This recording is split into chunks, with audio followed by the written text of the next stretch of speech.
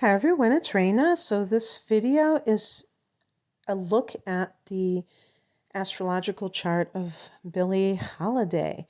And I actually went on Wikipedia just to refresh my memory about some details of her life. I think I got distracted with something because I thought that she experienced rape, and maybe even more than once. And what I saw is that they said that her mother walked in when it was happening, or I don't know, whoever she was staying with. And so that makes me wonder what the truth was, because I did feel that she came from a background of trauma. I usually like to do readings on people that I have a lot of information about different periods of their life. And even though I started reading a biography on her, I never really got very far. So I probably shouldn't even do this, but I wanted to at least touch upon a couple of the things that stand out with people when it comes to her life. One of them being her talent, and the other one being her addiction to heroin. And, how does that play into things in terms of the chart? Can you see it? Can you predict that somebody's going to be an addict? I would say right off the bat, no. You can have somebody who is an addict of any sign and any type of drug or alcohol. Actually, I'm planning on doing a video series on the different signs in addiction, because I think that different signs have a tendency to, favor certain drugs. Like the water signs tend to favor depressants like alcohol, opiates, and sleeping pills, like tranquilizers and those kinds of things. And the fire signs tend to favor, I'm a Sagittarian, caffeine, but, the other ones, amphetamines, coke, because they're more about the energy. The people that are the water signs are more about the heavy emotions, and so they're trying to numb their emotions. That's why they tend to go towards the like heroin. You think about somebody like Kurt Cobain, and I think he was a double Pisces, and I mean, I could just go down the list of so many people like that. But that doesn't mean that somebody can't be another sign. Billie Holiday had a sun in Aries, so it doesn't work that way 100%. But she had quite a bit of Pisces energy, and she had her moon in the 12th house, which is Pisces house. So we can see that even beyond the sun sign, that you can get into that kind of tendency. And so when I do that series, you're going to have to look beyond your sun sign to really get a good feel for it, because you might have a signature that's more of a different sign, So the earth signs, what are they into? Weed? Probably shrooms, weed. The air signs, I don't know. Nitrous oxide. But anyway, so I think that, actually, to tell you the truth, I think the air signs might be interested in psychedelics, because it bends their mind, and their concepts, which is something that can be, maybe they feel that that's freeing to them, so they're not locked in the prison of their concepts, their ideas. So anyway, I also wanted to look at her talent, because that's one of the things that also kind of gets to me, is that sometimes I can see very clearly that somebody is very creative. But when you're talking about somebody who's a singer, this is their instrument. And but Billie, she wrote, I know for sure, I think she wrote the lyrics to God Bless the Child. And I'm not sure if she wrote any kind of if she was a composer or if she was just a lyricist, but just a lyricist. I think she also wrote the lyrics to Strange Fruit. And I am not, I'm telling you, I don't know half of what she has done, but I have listened to her quite a bit.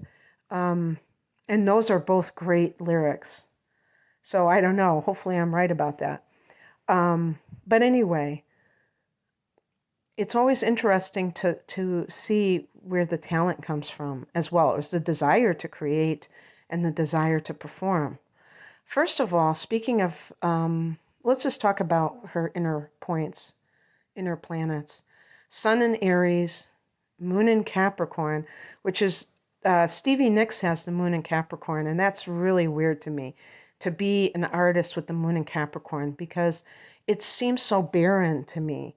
Capricorn, it's ruled by Saturn. It just seems like it doesn't have the creative urge. It's very ambitious, though. It's very ambitious. It's very disciplined. And actually, if you want to be a success, you need those qualities. If you just want to be a singer and you're happy singing at any dive, then if you don't have like a prominent 10th house placements or Capricorn or Saturn well aspected, then you can just be the artist who, or let's just say the singer who goes into any kind of a dive, and you might have like an amazing voice. We know that there are people who are amazing artists in all genres that are quote unquote undiscovered. But it's not that somebody's going to come when you're sitting in a soda fountain shop and somebody's going to come in and discover you in that way. A lot of times the people that make it, they have to really put themselves out there, and they have to take rejection. It just doesn't come overnight, the success. So, that is something that I feel like can be very helpful, but I just feel that the moon is very creative. So it seems so strange when I see this with somebody who's a successful artist. So then she has Mercury, Venus, and Mars all in Pisces. So, 3 planets. She also has Jupiter in Pisces. Usually I don't talk about that because it's not a personal planet. So I don't think of it as really affecting the person's overall personality.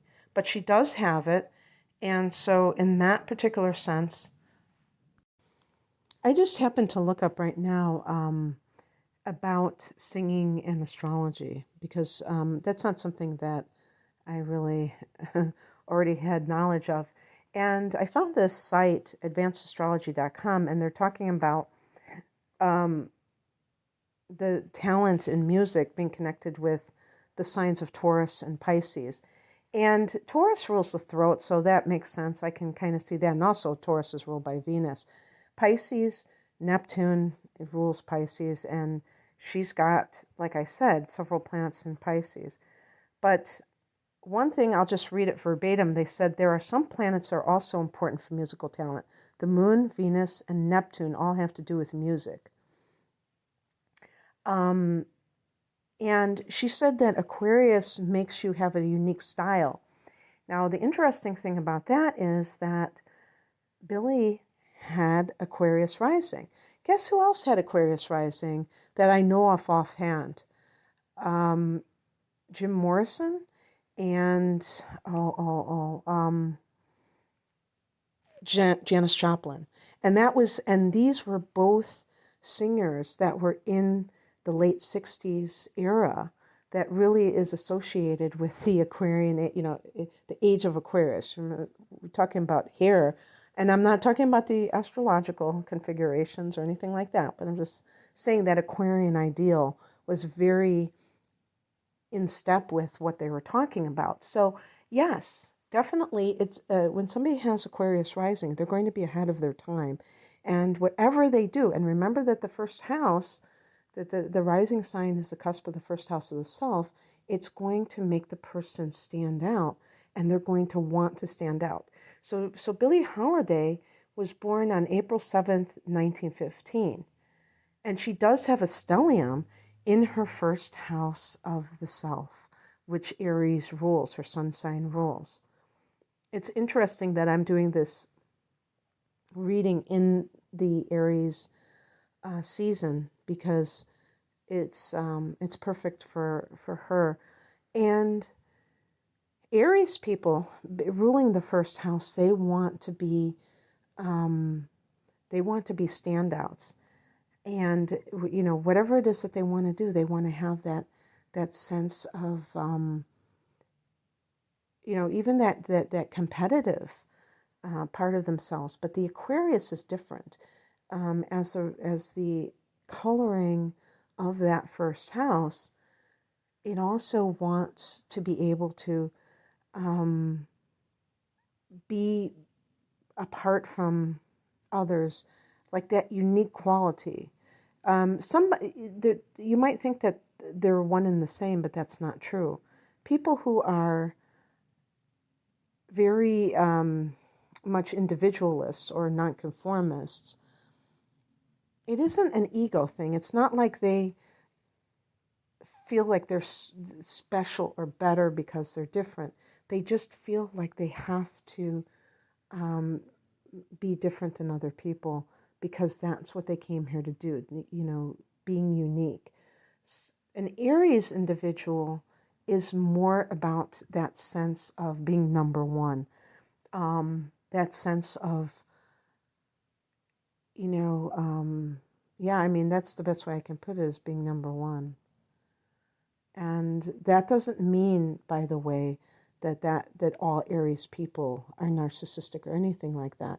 It can simply mean that they are striving for excellence and they want to be the masters of their game, whatever their game is. So it's very interesting to think about this idea of musical talent. When we're talking, she doesn't have the Taurus, so I'm not even going to go there. But she does have planets in Taurus' second house, so maybe in that sense there's an extension there. The coloring, the flavor of Taurus, she has the Sun, Mercury, Mars, all these inner planets in the second house. She also has Chiron here, but she shares a little bit of Pisces in that second, with her Sun in Aries in that second house. Looking at this as beyond the Taurus vibration and the Pisces vibration, I would also say that a person that has the Sun in the second house, so if any of you out there have the Sun in the second house, that you really identify with the money that you make. This can be a materialistic placement. And I'm not saying that in an accusatory way, like, oh, you're a materialist. I mean that you really enjoy the good things in life and that you have a fine appreciation for it. But not only appreciation, but an identification. That is a better way. Like, you identify with the money you make. So this tends to make people successful because they really feel like their identity is wrapped up in how much they make. And so they want to make as much as possible. And, you know, given the fact that she has these planets in the first house, that only adds to what I'm saying. She also has Mars here. That's the hustler. That's the person who will do anything to make money. I mean, I don't say anything to make money, but will, you know, I feel like the Mars in the second house is very resourceful. If you have Mars in the second house, you're scrappy when it comes to money. You might have 3 jobs. You might just find ways to make money, pick up money here, there. You're very active and you're very persistent. You can keep going with it. And because it's a sub-influence of Taurus, so you're very persistent. She happened to have Mars in Pisces, which can be quite self-destructive. I'll get to that when I talk about some of those inner planets, but I just wanted to mention that. And she has Mercury here. And to me, because I feel like Mercury can be, you know, any kind of vocalization, Then let me see what they say about it on this site, advancedastrology.com, the planets and the music. Okay, I'll read what they say about Mercury, because they did mention Mercury, as I think that you noticed. Man, oh man, oh man, I can't find it now.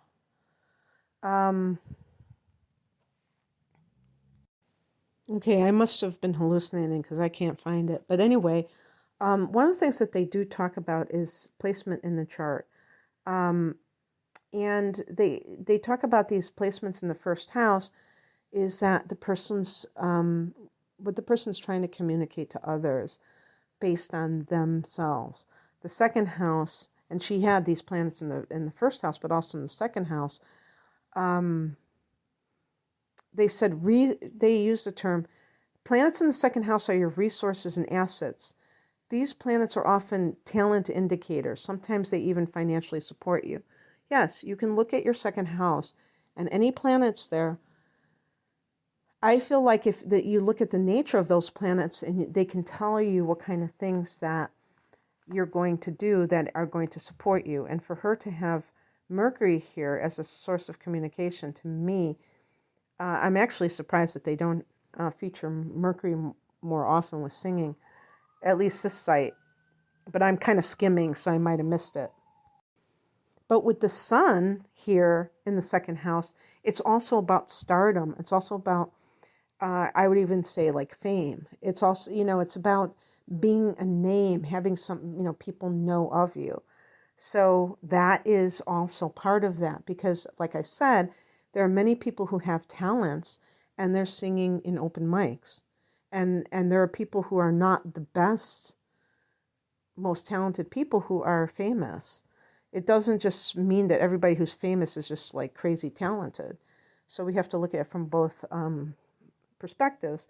And then in the first house, she has Uranus, the North Node, both in Aquarius, and she has Venus and Jupiter in Pisces. So just as far as Uranus goes, when you have Uranus in the first or the fourth houses especially, I feel like this can be somebody who has an unstable childhood, and she got passed around to different, she was not living with her mother. Her father was not in the picture, and I think she reunited with him when she was a teenager, but her mother was not taking care of her the whole time, and I think she was either with her grandmother or somebody like that. And so that kind of back and forth is Uranus in the first house. And I think she even lived in some kind of I don't know if it was a group home or something, I'm not sure. But that's one example, and just a lot of twists and turns and instability we would associate with Uranus in the first.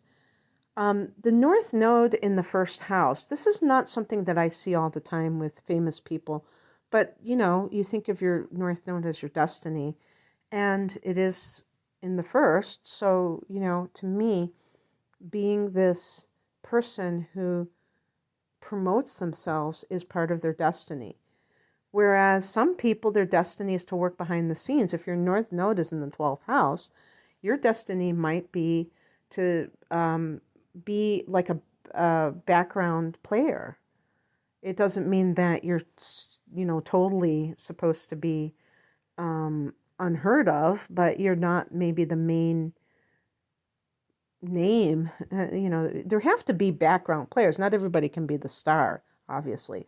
And the interesting thing is that Freddie Mercury, I believe he had his sun in the 12th house, and maybe even another planet, and I think his rising sign was Virgo, just very nondescript, and he was very flamboyant.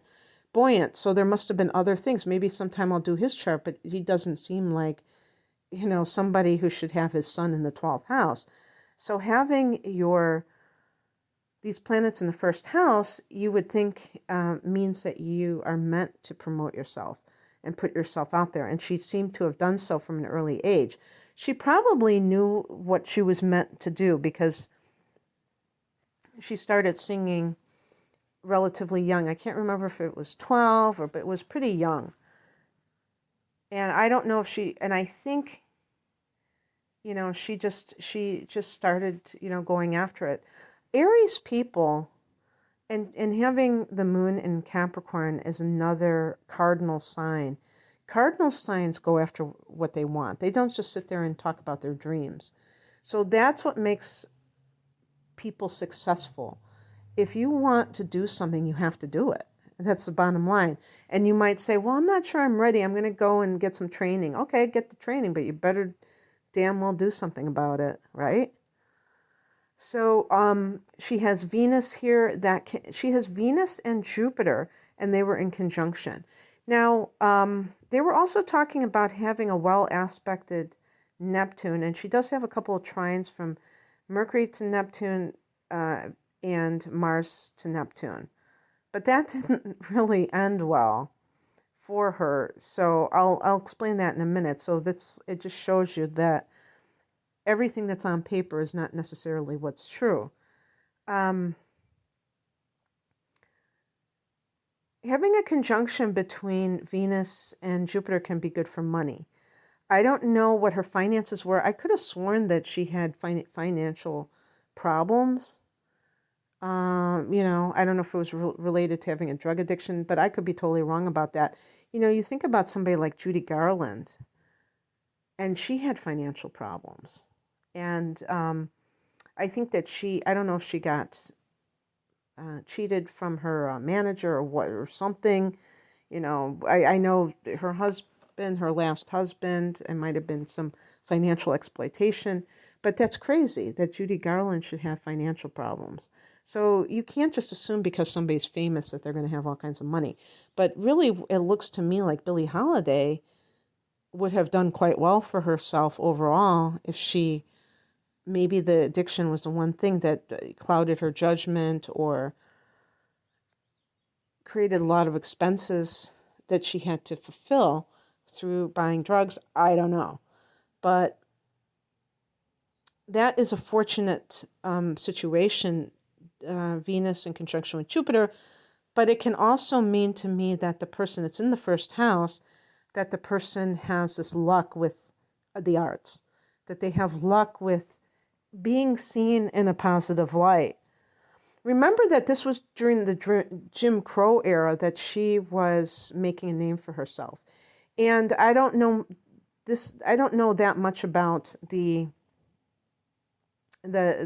situation, but I read that they had to go through the black performers had to go through the back door.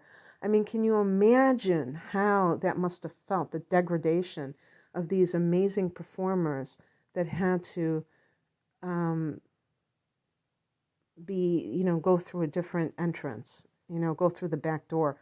And I remember that there was some famous white band leader or something who refused to, play in places where that was the rule, the law or the rule.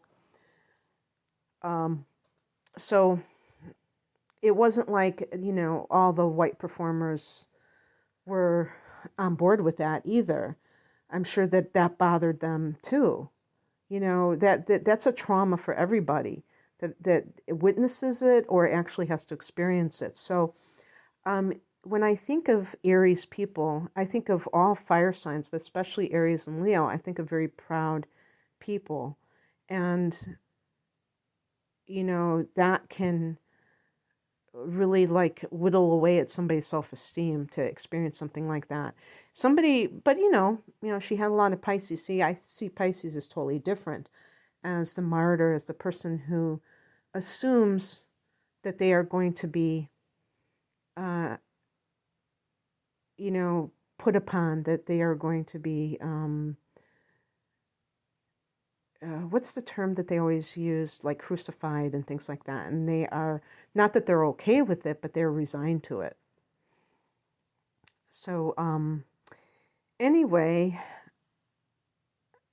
so I'm looking at these, so that's good for being fortunate, being lucky, having Jupiter in the first house, but having that conjunction with Venus, very good. So, and I'm sure she did have luck because she did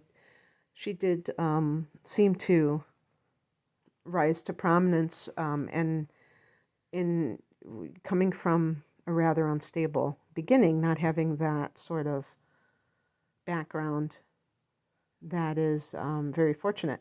As I recall, like Fats Domino had kind of, or was that Louis? I think it was Louis Armstrong, had some kind of family that he stayed with, and he had a very rough life. Maybe I should do him too. I love that kind of music. I really feel like I lived through it in another lifetime that I heard it, but I don't know. Okay, so then in the fifth house, she has Saturn and Pluto. Saturn in the fifth. Now, this is a house of love and creativity. I don't really know much about her love life, so I'm not going to speculate. That what this can mean is that a person who has this is somebody who really takes love seriously. They don't kind of mess around with affairs of the heart. And it can also, because it's about creativity, it can, I feel like it can be somebody who makes a career out of their creative pursuits. And Pluto here, this is very interesting because I have this and I'm still trying to wrap my brain around it. I feel like there are different possibilities here. Pluto is associated with, the fifth house can be your inner child, and that's why it's connected to creativity, I'm sure. But part of your childhood in the sense of maybe yourself as a child. And with Pluto, I feel like there can be this intensity, but maybe there was an intensity in your life in some way. So sexual abuse, maybe an overly somehow sexualized childhood in some way, sexually charged childhood. And one way this, like I said, her mother or somebody walked in when she was being raped or trying to be raped. I thought she was, and I thought it happened multiple times. She has the classic abuse aspect of Mars square Pluto. So you never know. Maybe, she was physically abused by, a relative, like beating, in hopes of disciplining. That is traumatic, whether it's coming from anyone, whether it's a close family member or a stranger.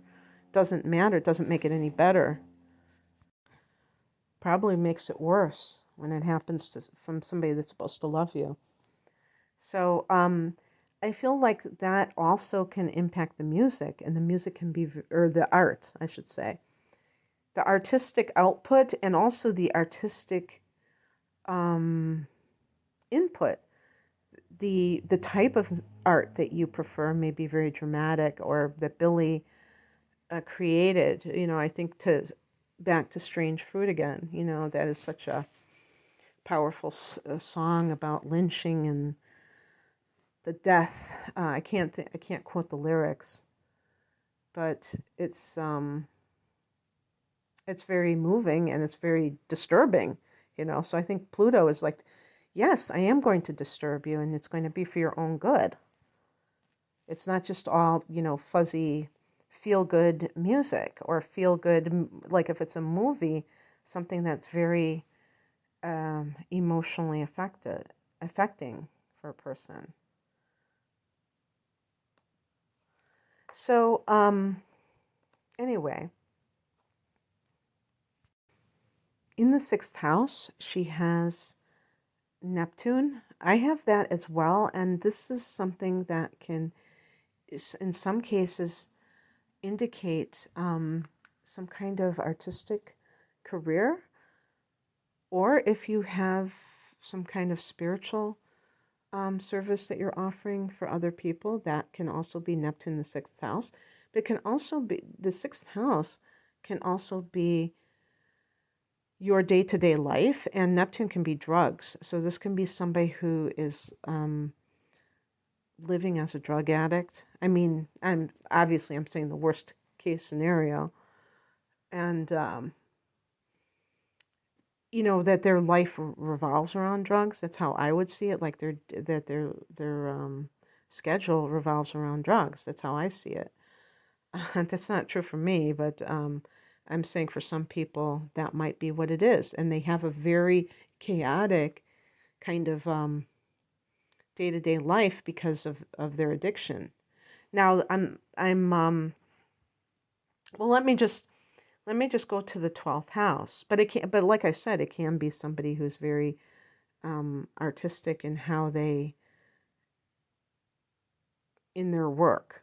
And in the 12th house, she has the moon, and that gives since it's in the 12th house, even though it's in Capricorn, it's going to give a sub-influence of Pisces, because Neptune, Pisces, that 12th house. So this is about the motivation of why people, first of all, the 12th house is the house of self-undoing. So the person can be very self-destructive. Also having Mars in Pisces, Mars is how you act. And in Pisces, it can be somebody who acts against their best interests. The symbol of Pisces are two fish swimming in opposite directions. So you will see sometimes with people who have Mars in Pisces, or Pisces in general, that they're very indecisive. They're like here, there, and everywhere. They're going in, they're of two minds because it's a dual sign. All the mutable signs are dual signs. So they're represented by, the Sagittarius is the half man, half horse. I'd rather say that than centaur, however you pronounce it. Gemini, the twins.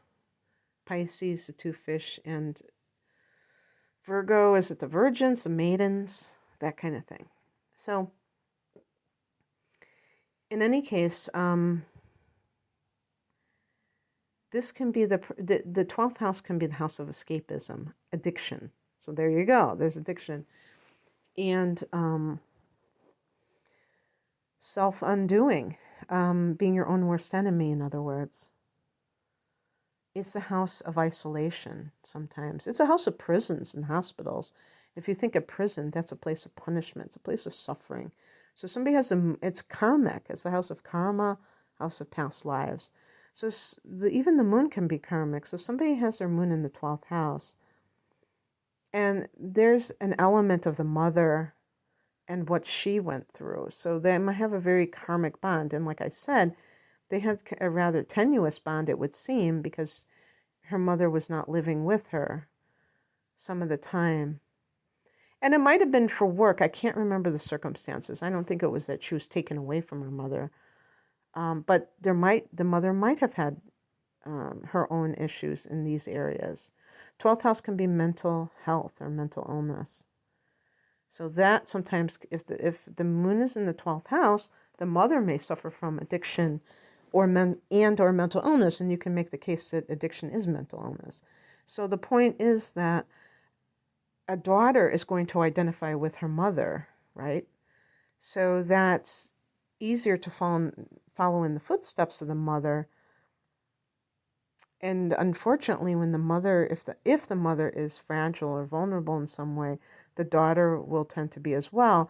And it becomes that vicious cycle, because if the mother is fragile or vulnerable, she may have a hard time being able to nurture her children properly. And then somebody with this position grows up and they can't nurture themselves properly, let alone their own children. And so it can just be passed down. I don't think Billie had any children, though, if I'm not mistaken. So that probably stopped with her. The buck stopped there. But, really, when I think of the moon in the 12th house, I think of the mantra that the person says: nobody loves me. Nobody understands my feelings. It's that moon in Pisces, that victim mentality.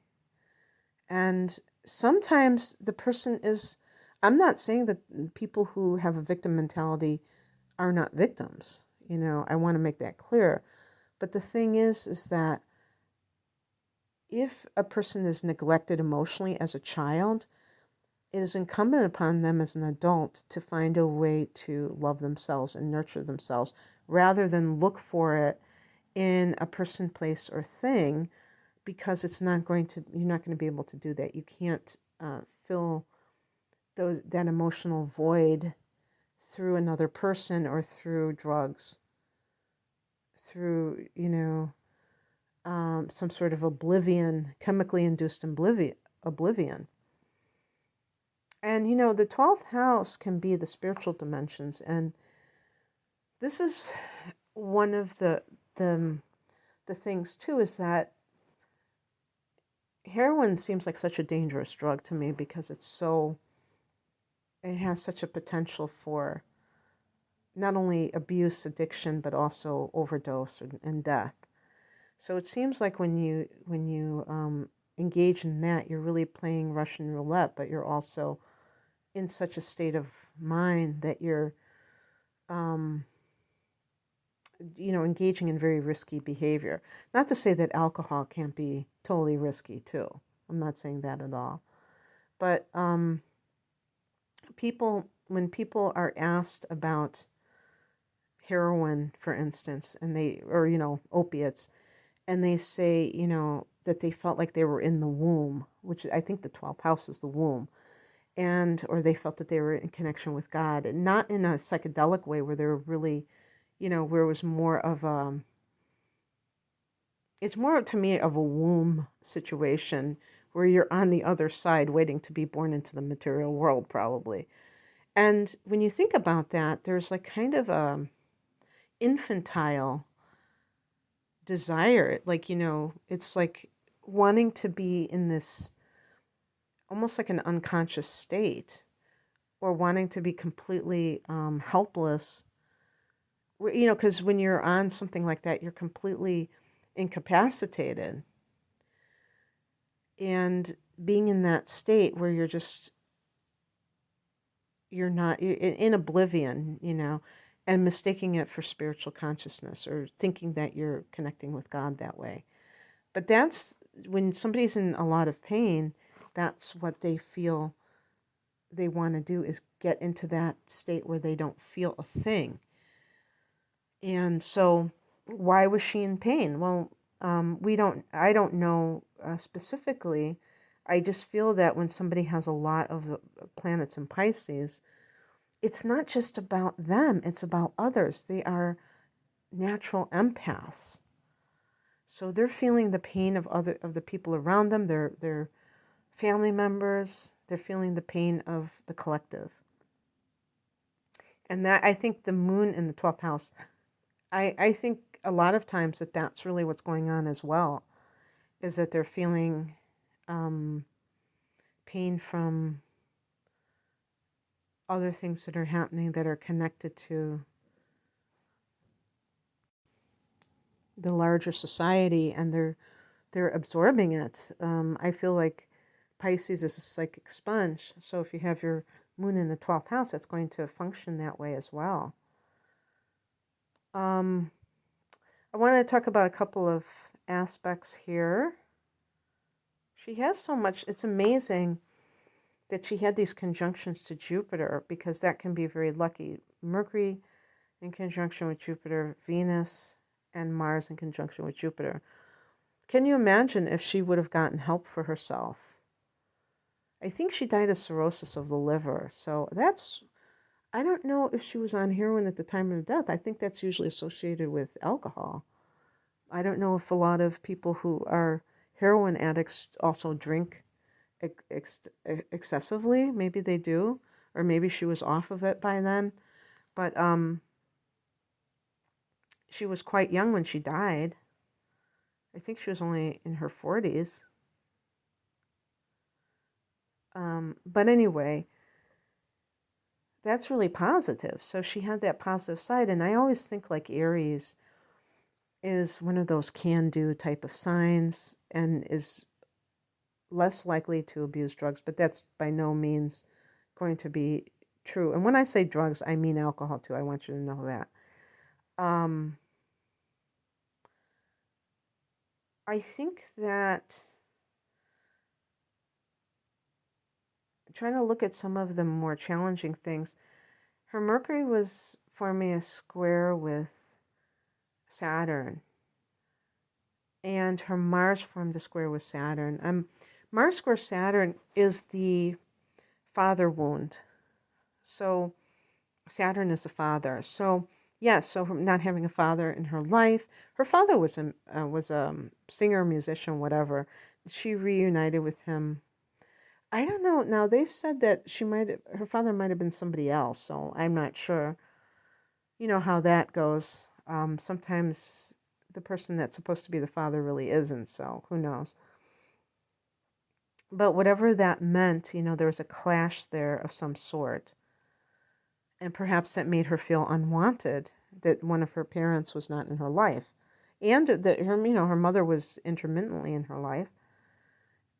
And her Mercury, forming a square with Saturn, can indicate pessimism, But like I said, she also has a conjunction with Jupiter. So maybe it went back and forth between feeling cynical about things and then feeling okay about them. Interestingly, she had a square between Mercury and Pluto, and a conjunction between Mercury and Chiron. I almost said Pisces because I read somewhere that there was a Piscean kind of a vibe to Chiron. So having a conjunction between Mercury and Chiron can be painful memories. So something in the person's life, some trauma, they relive it maybe, and it's hard for them to kind of just get over it. And because it's in a water sign, it can be quite colorful and vivid. When you have Mercury and the moon in water signs, your emotions and your memories are very, very, it could be very detailed. Like they could have a very good memory, although I will say that Mercury in Pisces is not necessarily that way at all. It can actually distort the person's perceptions. And that's very important, because if somebody's perceptions are distorted, she had a trine from Mercury to Neptune, so that's the most cooperative, so that may have made things better. But a lot of times the distortion makes people come to conclusions that are not really the case, or they just saw things that happened in their life, they kind of processed it in a different way than maybe was really real. Neptune can be fantasy and can be distortion. And but Mercury square Pluto can be, to me, like the mental obsessions. And I have been saying that I believe that addiction is a form of OCD, obsessive compulsive disorder. These are all just labels, and I'm not playing psychologist or psychiatrist. I'm really just kind of trying to explain how I think it manifests. And when somebody has an addiction, they may know that it's really, really destructive to them, to the point where it's destroying their physical health, their mental health, their financial health, and yet they feel compelled to do it, a compulsion. And even beyond the physical component of it, where it's an actual biological, whatever you want to call it, a craving. I'm talking about even on the mental level, just an obsession. And then that can also apply to people. So a person with a square from Mercury to Pluto, a relationship, a person, they can't get over a person, or And it doesn't have to be like a romantic individual. Anybody that they perceive, sometimes this will be that that person had power over them, because Pluto can be that abuse of power. And so they can't seem to get that person out of their mind. And that with the conjunction with Chiron, it can lead to painful memories. And so basically it can be being stuck in the past. And I think that the moon in the 12th house can certainly be that. Okay, well, I'm going to leave it there. I hope that this gave some ideas on Billie Holiday and how this all played out for her. If you would like a private reading, the link is below. Take care. Bye.